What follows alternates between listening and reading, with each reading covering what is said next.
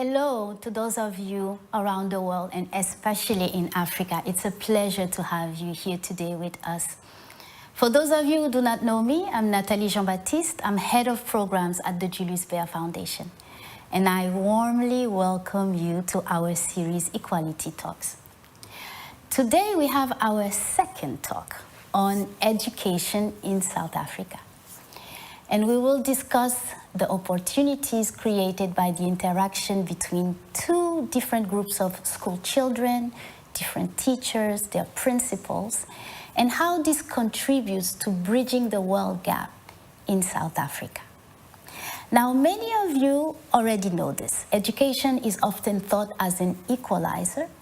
However, in places with high wealth inequality, it's not always the case.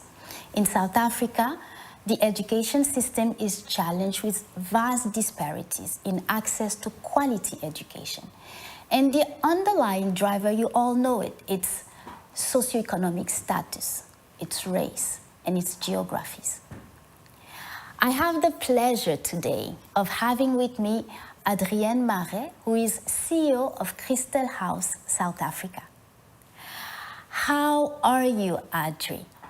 Thank you very much for your time and welcome to our talk. How are you? Good morning. Very, very well, and really excited to share some of our work.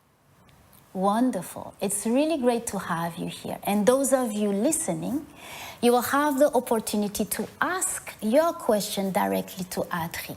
Please write them on the chat box, on Vibrix, or you can use the YouTube chat. Now, some of you may know Crystal House. And this is an organization with 9 schools around the world. Crystal House applies a holistic human development model to address the root cause of poverty. The Julius Baer Foundation and Crystal House, we've joined force about 4 years ago to forge a solid partnership with other schools. Some of them are privileged, others are quite the opposite. Some of them are quite disadvantaged schools. And the point of this union, the point of this partnership is to create more social cohesion and to develop better relationships for future generations. And this starts with those school children. But I do not want to take too much of your time. I think it's best for you to hear it from Adri herself. So Adri, please tell us more about the context of inequality within which you do your work at Crystal House, and give us also a sense of the project, the Simone project. Go ahead, Adri. Thank you very much, and thank you again for having us to be able to share a little bit about one's understanding of wealth inequality and how it fits in the context of our country. So I think while I'm just waiting for the slides to come up, here's just a photograph of our school and all our wonderful team members that make these things possible. Firstly, I want to, just a reminder, and I think Dr. Jean-Baptiste mentioned that we're one of 9 schools in the world, over 5 countries. We've served over 20,000 people. We've just been nominated as one of the top 10 schools in the world for overcoming adversity. And the 20,000 people we've served globally, we're hoping to double in the next 5 years through replication. Here's some photos of the various countries. I don't know if you can guess which country is which. But our schools are so the same and so different. I think what I'd like to do is just to start by taking an outside high-level view to say, what is the context of South Africa within which Crystal House operates, within which our granular connection of children across the wealth divide, our Simone project, fits in. So at a very high level, we are and remain the most unequal country in the world. We're the wealthiest people live cheek to jowl with people well below the poverty rate. 20% of our people own 80% of the money, and 1% of us own 50% of the wealth. So all the wealth is extremely ill distributed. And that makes for a very difficult setup, socially as well as economically. If you have wealth and inequality, you also have education inequality. So you either go to a school to the right of your screen or you go to a school to the left of your screen. And I think you have a sense of what those differences are. And very often, and I just want to bring the word social capital in, there is that complete lack of connection to other. If you have social inequality and you've got education inequality, this is the result of it.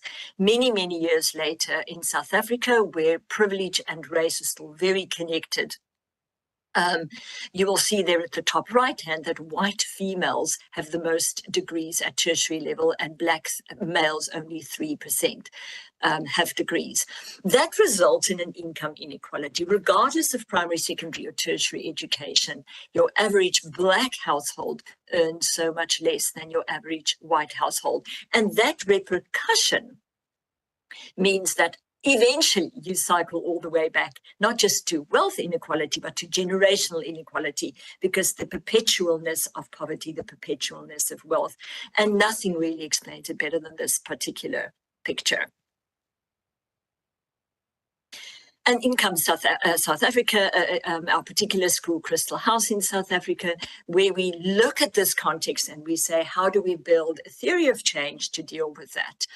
And when you look at, it's a particular graph that I really like sharing, you can speak a lot about your teaching and learning, how our trauma-informed practices, our character approach, our career approach works, but it can't work if your education is not enabled. So a big part of it, the work that we do at Crystal House, it's a no-fee school.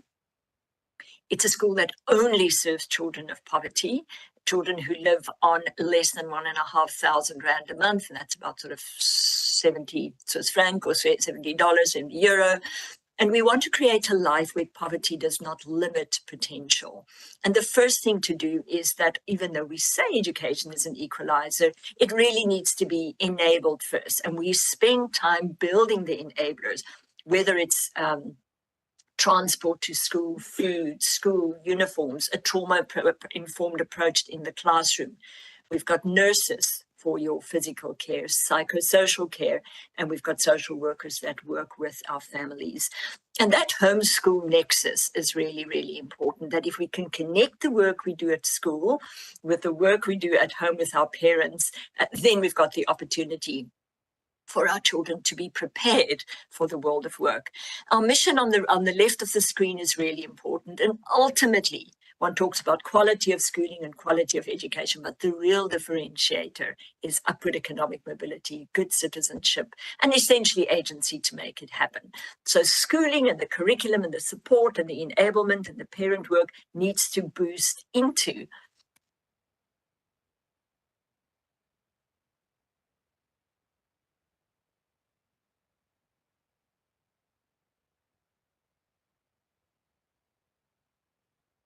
and I'm just bouncing around here. 82% bachelor pass. That is a quality of pass that allows you to go to university. Every year, over 93% of our school leavers are either in education, training, or employment. So less than 5% of our students are not in education, training, or employment versus 61 of other youth in South Africa. And that is a phenomenal difference to take an average statistic like that and to say that this is where South Africa is. From there, we can then go and say, how do we support our alumni? How do we get them through university? And how do we get them into economic self-sufficiency? That's the work of Crystal House, and that is the statistics that we are so proud of. And that leads us, or led us a couple of years ago, to go to the board to say, but we've done this for 20 years. The stats is really, really good. This educational model works. Surely there's a moral imperative to do more. And other than the fact that we're expanding, because I said to you earlier, from the 20,000 people that we currently serve globally, we want to double that in the next 5 years to 40,000. Other than that, on the local front, we said the most important thing on an immediate space that we can do is what we call Youth Bridge. And that's a program where we run specifically for unemployed youth between 18 and 35. And that is an immediate critical need. We've got 70% youth unemployment. Over 9 million youth are unemployed. So it is an absolute ticking time bomb. The longitudinal support, though, is our Simonier program, which I'd like to share with you a little bit, that we're so proud of. And the theory then, that if we bring children together across the wealth divide, then our communities will start developing a shared value system. And that will produce children that are comfortable in multicultural environments. So often when we speak about these things, we assume that it is the poor child that needs to be brought into another environment, but we never really think about the child from a wealthy environment that needs to be comfortable with a child from another environment. And it's this integration that is ultimately the longitudinal road and journey to a world of work that will be more fair and more equitable, because we will be able to see each other for the humans that we are. And so one of the main things that we did was called our Derby Day. Our junior school took the grade 6s and 7s. They're about 12, 13 years old.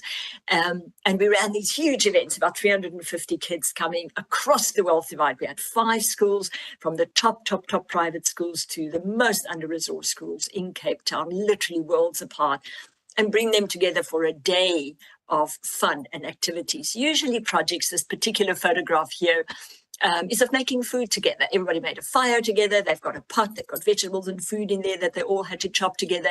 And that building of a project together is one of the most wonderful ways that children can spend time together. And as you can see from the stats, people start hesitatingly, and then eventually they just feel so much more comfortable in each other's spaces and think about the wealth divide, because we live in our pockets. And if we live in our pockets, that is our, in today's language, our echo chamber.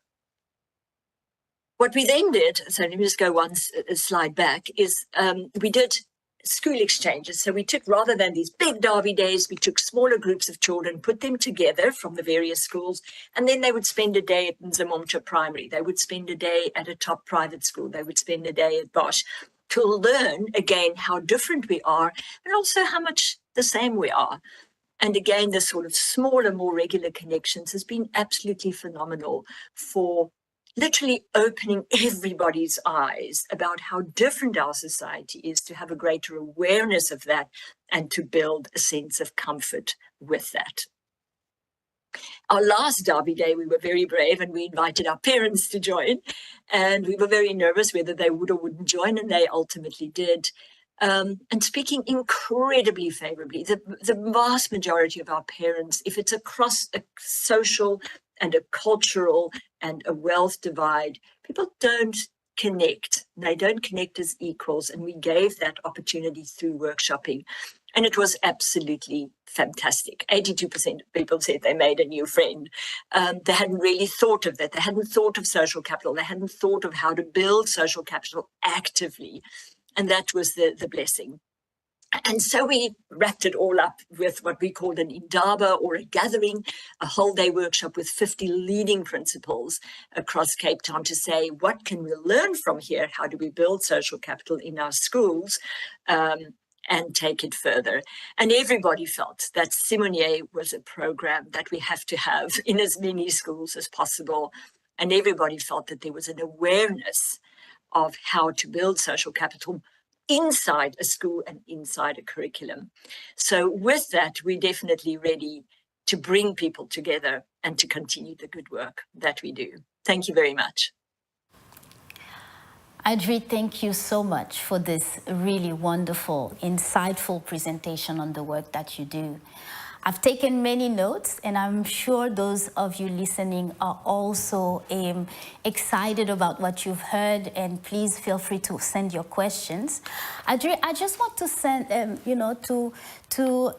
reflect a little bit on some of the things you've mentioned, because this is quite telling.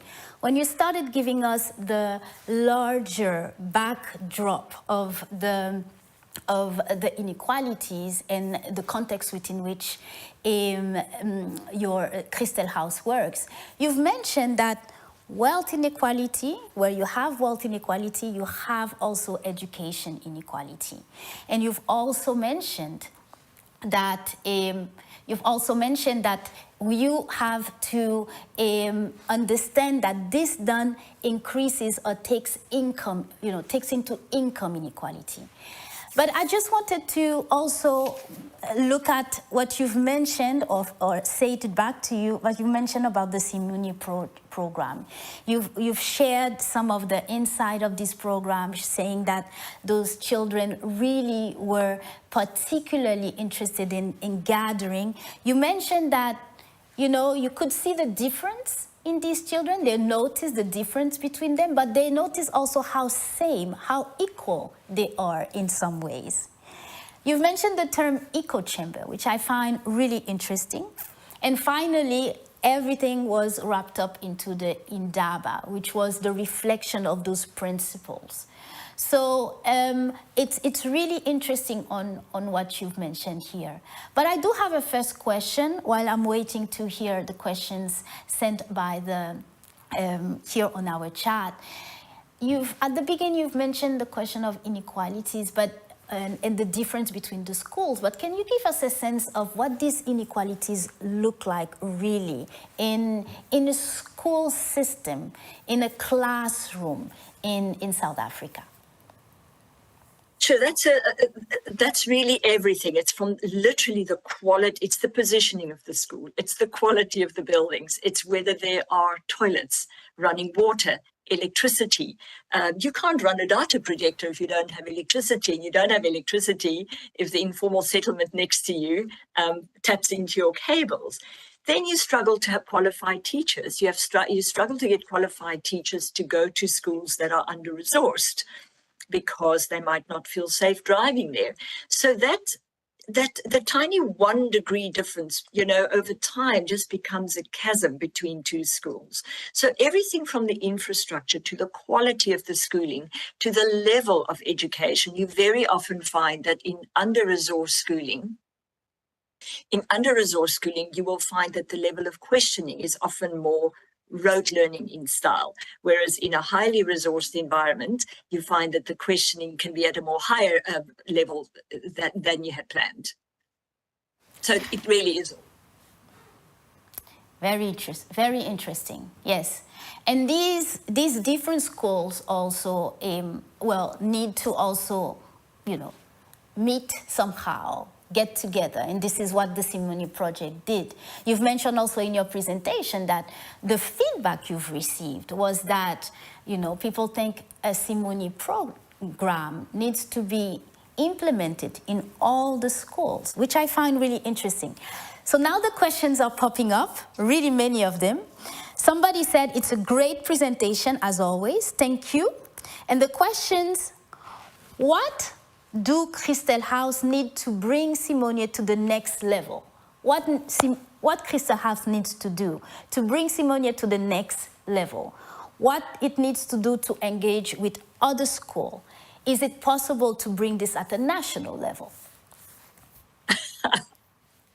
Yeah, well, those are good questions and they're really good ambitions. And the very first thing that we did for that is, of course, I'm going to call it write a book. So one of the things that we said we will do is that we will do the small steps, and our little small steps can become big steps for our country. That's how we build these bridges for the divide. So out of our Indaba came all the lessons, and out of that we wrote up what we've done. And there's this book that we're going to be publishing literally within the next weeks. It's at the proofreaders right now. So the first thing to go more national is to spread the word. Of course, we want to do it our way, but if people can learn how to build these bridges and just have an awareness threaded through their curriculum, that is a job well done. If there could be other supporters wanting to join us and other groups wanting to form, then I think that would be an absolute dream come true. Wonderful. I have here another question for you, Audrey, and it's about the challenges that you faced through the program. You've mentioned you had to convince 5 different schools from, very different wealth spectrum. How did you convince them? So what were the challenges, if there are any? There were many challenges and many, many lessons learned. But interestingly, convincing the schools to join, which we thought was going to be a key challenge, was actually the easiest of the lot. So through our networks, particularly our junior school principals network, we connected with teachers, with principals and phoned them. I did. and Zoom, and I'm ready for my talk, and I'm ready to convince, and I've got, every tool in my backpack. And then they say, yeah, we're in. 2 minutes in and I get interrupted, we're in. So the schools, whether it was a disadvantaged, really under-resourced school or the most elite schools in Cape Town, all of them within minutes said, we've been hungry for something like that. Our children don't have an opportunity to connect naturally. So that turned out to be really, really almost the easiest part of it. But the challenges were many. Schools are busy. Some schools are more organized and then we don't have time for them. Others are less organized and then they don't have time for us. Teachers are exhausted. So to fit in another project on top of what they're really doing ended up being a challenge. And when we run, and hopefully we will continue to run Seminary again, we call it Seminary 2.0, we will try and address that to make that more easier. But possibly, I think the scheduling and getting time in diaries and teachers' commitments were the biggest challenges. Wonderful. Thank you for that. I have another question coming from YouTube, actually, and it's about the teachers. So someone is asking, have you thought of bringing together the teachers from the schools? We've spoke about the children of the schools, but what about the teachers? What was your experience there? Yeah. I should have mentioned that it's by default, because it's junior school, the teachers all joined in because your safety ratio is 1 to 10. So for every time you've got 10 children, you have to have one teacher. So we had our school principals across the 5 schools, and each of them had a lead teacher in one of the 5 schools. So all of them at all the events, and not necessarily the principals, but the teachers would come. And they would participate in these events, or they would break away, for example, to a tea room while the kids are doing what they're doing and have conversations. That in itself, we understood as a rich, rich opportunity to do more work. And we will provide, should we run Seminary 2.0, we will provide richer workshops for them. Very good. Thank you, Adri, for that. Adri, I'm just going to take you back 1 minute to you mentioned the theory of change for the Simonier. So I was wondering about, the exercise that you have to do, coming with this challenge of bringing different school with different reality together. What led you to that theory of change, perhaps? And is it something that is somehow understood and adopted by all the 5 schools that you've, engaged with? Yeah, so the theory of change for us was developed by ourselves. So we first connected with our schools and said, this is broadly what we want to achieve. And they said broadly that's what they want to achieve. And then we got professional facilitators in, and we had a 2 full-day workshop to really, really understand what the theory of change is. And those of you listening will know that what one tends to do is you've got ideas, you want to jump and let's just do it. And you really need to have that discipline of stepping back and say, what is it that we really want to achieve? And these aren't really concrete things. We speak about getting together, feeling more comfortable, having an awareness, building confidence. Those are very difficult things to actually achieve and to measure. And we tried very hard to actually do that. Yeah. And so by bringing the kids together and thinking carefully about that, the theory of change was developed and then carefully integrated as well.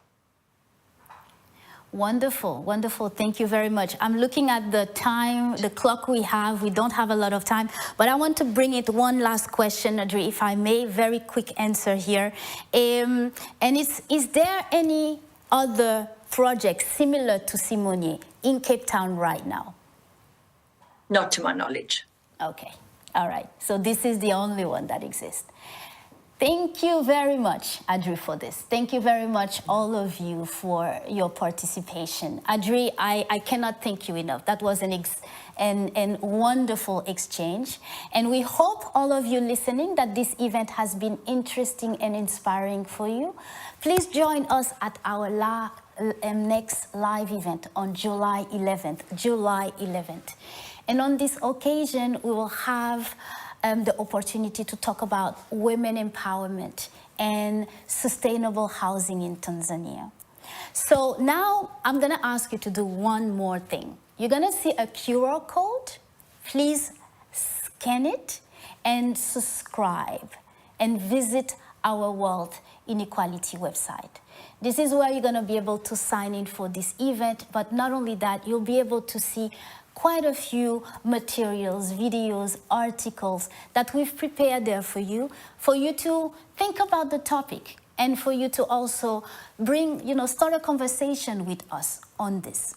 And I hope this event was useful to you, and we hope to hear from you. Do not hesitate to get in touch with us. And we thank you, all of you, for taking the time to have this conversation with us today. Thank you all, and until we meet again, stay well.